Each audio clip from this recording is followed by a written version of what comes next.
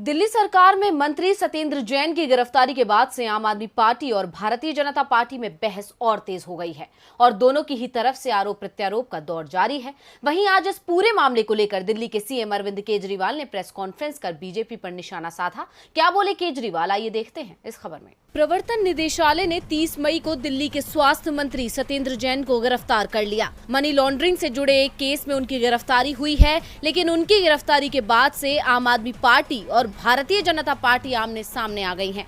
हालांकि ये दोनों ही दल वैसे भी एक दूसरे को घेरने का कोई मौका नहीं छोड़ते, लेकिन इस मामले के बाद से सियासत गर्मा गई है। बीते दिन केंद्रीय मंत्री स्मृति ईरानी ने केजरीवाल पर निशाना साधते हुए तीखा वार किया था। स्मृति ने कहा था कि देश के गद्दार को क्यों बचा रहे हैं दिल्ली के सीएम, साथ ही कई और सवाल भी किए थे। हालांकि केजरीवाल की तरफ से पलटवार भी किया गया था। वहीं आज केजरीवाल ने एक बार फिर केंद्र पर निशाना साधा है, साथ ही कुछ ऐसा कहा जिसने सभी को चौंका दिया है। अपनी प्रेस कॉन्फ्रेंस के जरिए दिल्ली के मुख्यमंत्री अरविंद केजरीवाल ने कहा कि सत्येंद्र जैन के बाद दिल्ली के उप मुख्यमंत्री मनीष सिसोदिया को भी जेल भेजा जा सकता है। उन्होंने कहा कि जिन सूत्रों ने उन्हें बताया था कि सत्येंद्र जैन की गिरफ्तारी होगी, उन्होंने ही अब कहा है कि मनीष सिसोदिया की बारी है। केजरीवाल ने केंद्र को आड़े हाथों लेते हुए कहा कि आम आदमी पार्टी के सभी मंत्रियों को जेल में डाल दो। फर्जी केस में अब मनीष सिसोदिया को भी जेल भेजने की तैयारी है। मैंने कुछ महीने पहले ही बता दिया था कि केंद्र सत्येंद्र जैन को फर्जी केस में जेल भेजने वाली है। उन्हीं सूत्रों से सूचना मिली है कि केंद्र सरकार मनीष सिसोदिया को भी जेल भेजने जा रही है। अब केजरीवाल ने दावा तो कर दिया है, लेकिन उनके दावों में कितनी सच्चाई है ये तो आने वाला वक्त ही बताएगा। लेकिन केंद्र और दिल्ली सरकार के बीच चलने वाली कोल्ड वॉर अब सीधी जंग में तब्दील हो गई है। पंजाबी सिंगर सिद्धू मूसेवाला की हत्या को लेकर नए नए खुलासे हो रहे हैं। एसआईटी की टीम को मजबूत करते हुए उसे पुनर्गठित किया गया। इस दौरान पुलिस को भी अहम सुराग मिले और गैंगस्टर लॉरेंस बिश्नोई का भी नाम साजिश में शामिल है, जिसके बाद से पुलिस बिश्नोई से पूछताछ करने की कोशिश कर रही है, लेकिन बिश्नोई सहयोग नहीं कर रहे हैं। तो वहीं पंजाब पुलिस ने जेल में बंद गैंगस्टर लॉरेंस बिश्नोई को पूछताछ के लिए राज्य में लाने की प्रक्रिया शुरू कर दी है। पंजाबी सिंगर सिद्धू मूसेवाला की हत्या के बाद से मामले की जांच जारी है। इस दौरान पुलिस को कई अहम सुराग भी हाथ लगे हैं। पुलिस महानिदेशक वीके भवरा ने जांच कर रहे विशेष जांच दल यानी कि एसआईटी को मजबूत करने के लिए उसे पुनर्गठित किया गया है, जिसमें 6 सदस्यीय एसआईटी का नेतृत्व ADGP anti gangster task force Pramod बान करेंगे। इसमें एक नए चेयरमैन आईजीपी जसकरण सिंह और 2 अन्य नए सदस्य होंगे। सहायक महानिरीक्षक गुरमीत सिंह चौहान और मनसा एसएसपी गौरव तौरा सहित तमाम लोग इस टीम का हिस्सा रहेंगे। तो वहीं नए आदेशों में डीजीपी भवरा ने कहा कि एसआईटी को हर दिन जांच करनी चाहिए, अपराधियों को गिरफ्तार करना चाहिए और जांच पूरी होने पर सक्षम अधिकार क्षेत्र की अदालत में रिपोर्ट जमा करनी चाहिए। तो वहीं अब तक की जांच में पुलिस को कई सुराग मिले हैं। एसएसपी ने कहा कि पुलिस ने सीसीटीवी फुटेज से अपराधियों की तरफ से लिए गए मार्ग का पता लगाया है।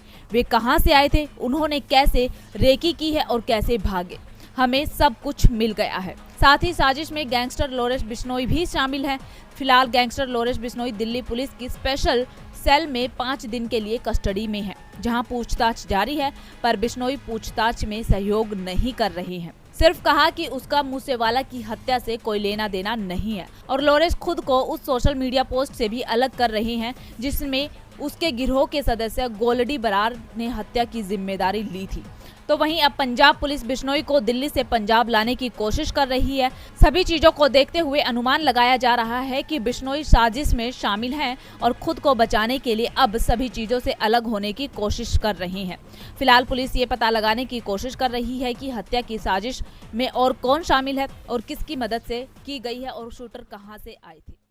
महाराष्ट्र में कभी शिवसेना और बीजेपी हम कदम हुआ करते थे, लेकिन आज तस्वीर बदल चुकी है। शिवसेना और बीजेपी में आज 36 का आंकड़ा है। शिवसेना नेता संजय राउत ने एक बार फिर पीएम मोदी पर जमकर हमला बोला है।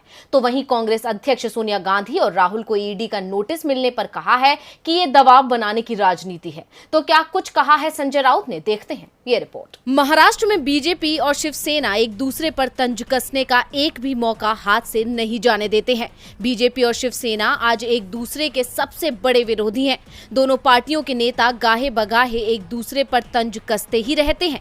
शिवसेना के सांसद संजय राउत ने मंगलवार को पुणे में पीएम मोदी पर जमकर निशाना साधा। उन्होंने कहा कि अगर पीएम मोदी अपना अहंकार छोड़ दें तो कई समस्याएं हल हो सकती हैं। ये बातें उन्होंने पुणे में बाबा साहेब अम्बेडकर सांस्कृतिक भवन के उद्घाटन के मौके पर कही थी। पुणे में डॉक्टर बाबा साहेब अम्बेडकर सांस्कृतिक भवन के उद्घाटन के अवसर पर आयोजित सभा को संबोधित करते हुए राउत ने कहा कि गौतम बुद्ध का केवल एक ही संदेश ध्यान में रखना चाहिए और वो है अहंकार को छोड़ना। जिन लोगों ने अपना अहंकार छोड़ दिया है वो जीवन में विजयी हो गए हैं, लेकिन कुछ लोग अहंकार को छोड़ नहीं सकते हैं। अगर वो अहंकार को छोड़ दें तो समाज, राज्य और देश के कई मुद्दों का समाधान हो जाएगा। संजय राउत ने ये बात पीएम मोदी पर तंज कसते हुए कही और कहा कि किसी को ये पीएम मोदी को बताना चाहिए। इसके साथ ही संजय राउत ने मनी लॉन्ड्रिंग मामले में ईडी के कांग्रेस की अंतरिम अध्यक्ष सोनिया गांधी और नेता राहुल गांधी को नोटिस को लेकर भी तंज कसा और कहा कि जल्दी एजेंसी की तरफ से एक नोटिस नेहरू स्मारक पर भी पहुंचेगा। राउत ने कहा कि आज सोनिया और राहुल गांधी को ईडी की तरफ से तलब किया गया है,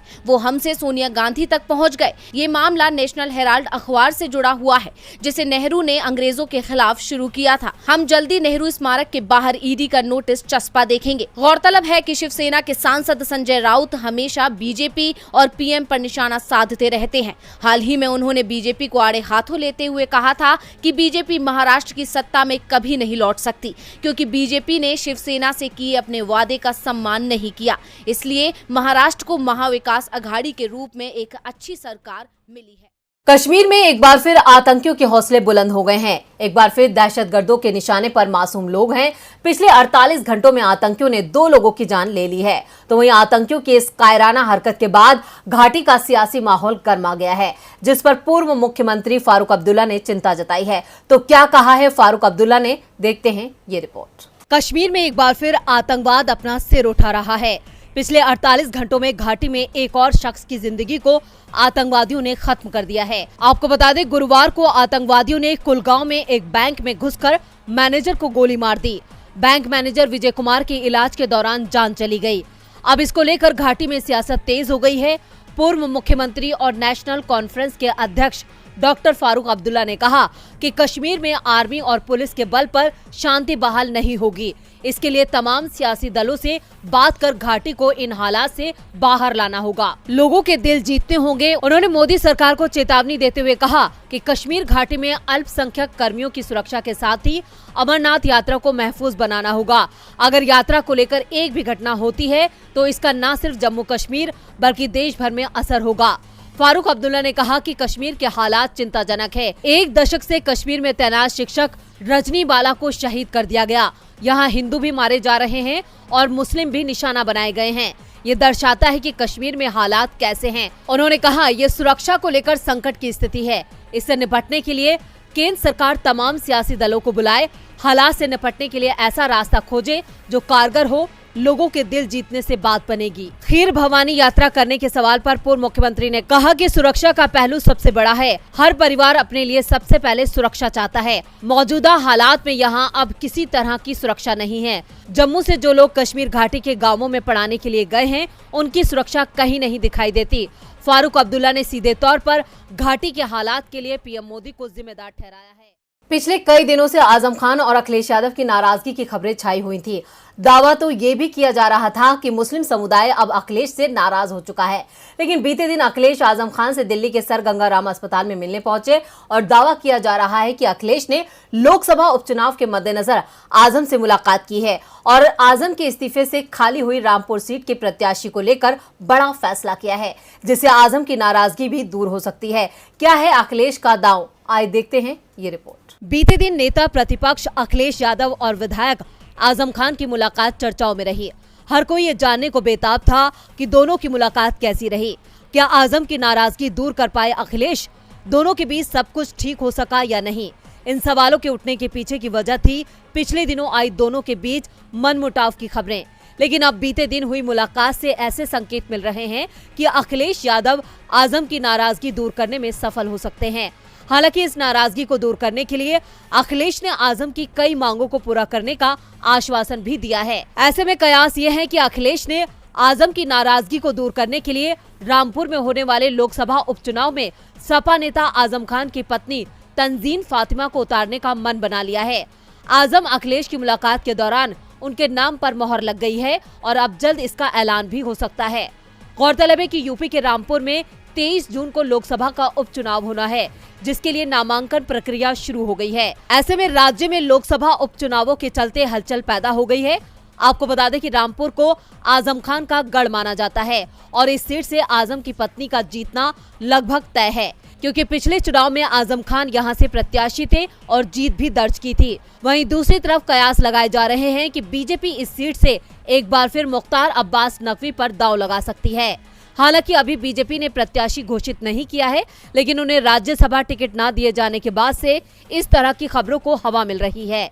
और अगर ऐसा होता है तो ये मुकाबला काफी दिलचस्प होगा, क्योंकि 2009 के लोकसभा चुनाव में नकवी की यहां से जमानत जब्त हो चुकी है। और वहीं बात करें आजम खान की पत्नी की, तो साल 2019 में जब आजम खान सांसद चुने गए और उन्होंने शहर विधानसभा सीट से इस्तीफा दिया, तब तंजीन फातिमा को उपचुनाव में सपा ने प्रत्याशी बनाया और वो चुनाव जीती। ऐसे में अब एक बार फिर आजम खान के इस्तीफे से खाली सीट पर उनका लड़ना तय माना जा रहा है और ऐसा करना अखिलेश के नाराज आजम को मनाने की एक कोशिश और होगी।